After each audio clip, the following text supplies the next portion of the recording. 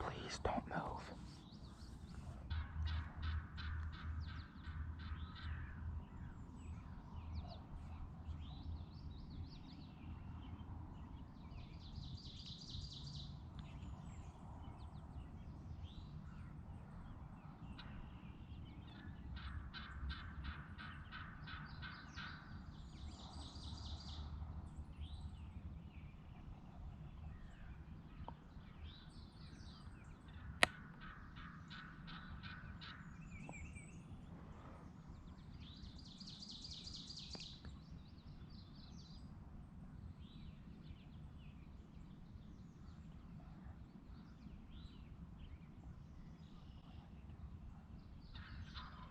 Yeah.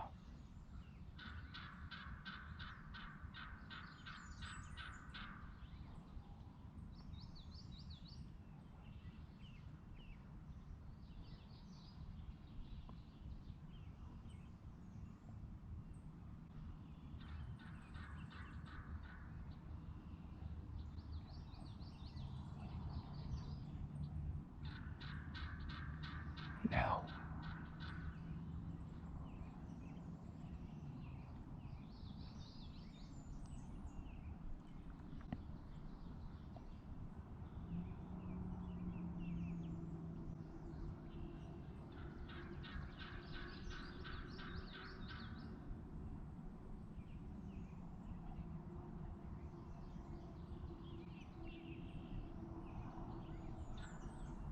Don't.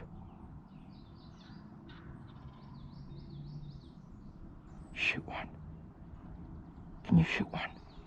Shoot one. Shoot one. Don't move. Don't move. Don't move.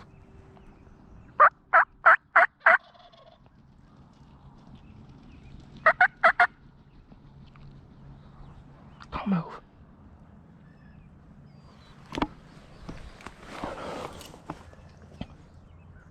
Bird. You caught one.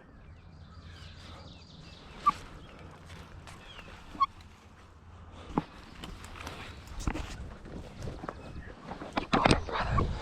Yes. Yes. Yes. They came right to these decoys. Got a hen decoy and a jake decoy set up, and 4 jakes came right in. This is the border of public and private, and I've been watching this field for about a week. I'm walking back to this field and glass in this field. I could see turkeys in it all the time. Oh my God. Yes. I'm so happy. Hey, Bernie.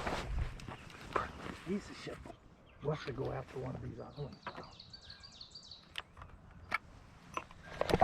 Oh, thank you, Jesus. God give us that one, brother.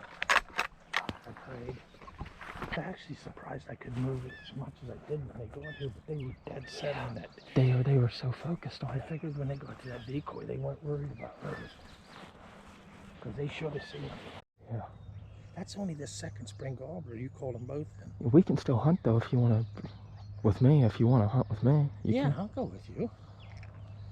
Hell yeah! That was incredible. I thought we were done. I thought something happened and they left. Boy, when they come, did they ever come? I'm just enjoying this little. Oh, it's amazing. This view's beautiful.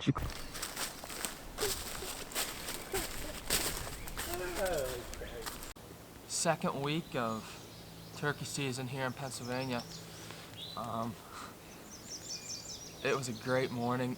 I knew it had to turn on this week.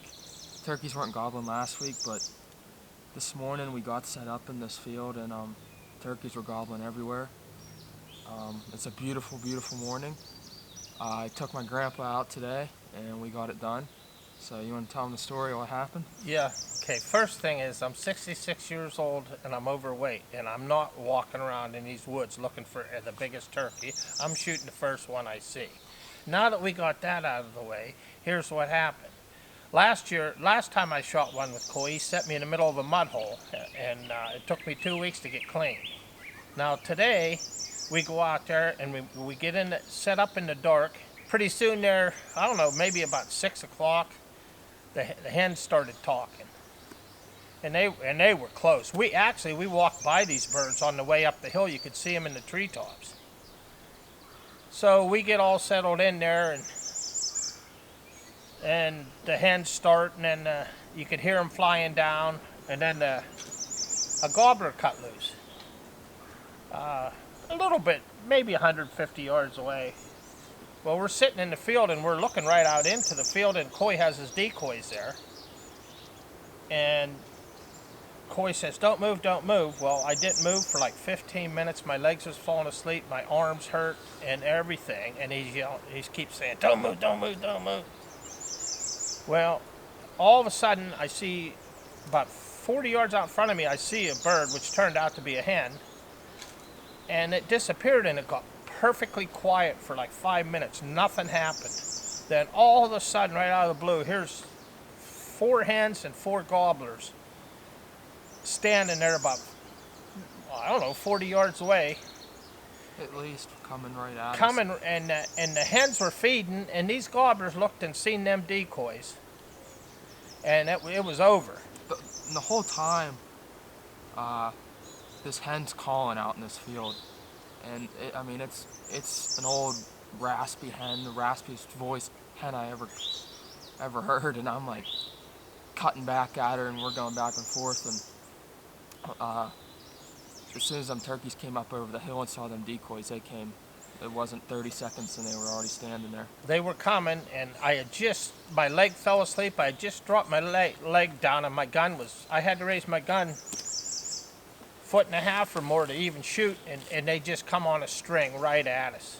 And they got within, I don't even want to know, 15 yards, and just pulled up, and I honestly think I shot the smallest one of the bunch, because I knew the ones on the right were bigger, but I just settled on the first one that I could see, and I shot it, and it went down. It didn't even flicker. It freaking went down. Its legs were still under it there. And then one of the turkeys gobbled again, and some flew, and they were goofing around in the field there. It was all over. Yeah, it was a great morning. We ended up walking down the bottom, and I called in 2 really big jakes. Later, they actually sounded like longbeards coming in, and they came right into 25 yards there, and it was just a beautiful morning, great morning. Go ahead.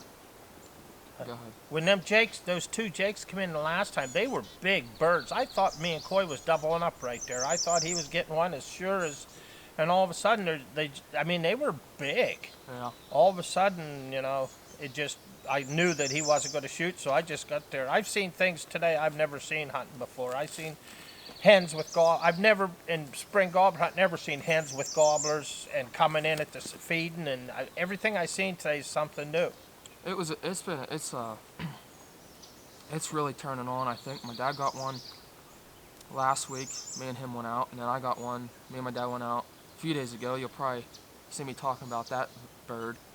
And then this is the 3rd one of the year for us. So it's just a jake, but it's got half-inch spurs, and he's got a cut fan, but it's all about the hunt with me. That's right. That's all that mattered to me. All that mattered to me is being with my grandson and killing a bird. And it was spectacular to get to see what I seen. The weather's beautiful, everything. I just was wonderful. I couldn't be prouder of Coy for setting me up, and even a blind squirrel finds a nut every now and then. Well, it was a great hunt, and hopefully we'll get some more action to you this spring.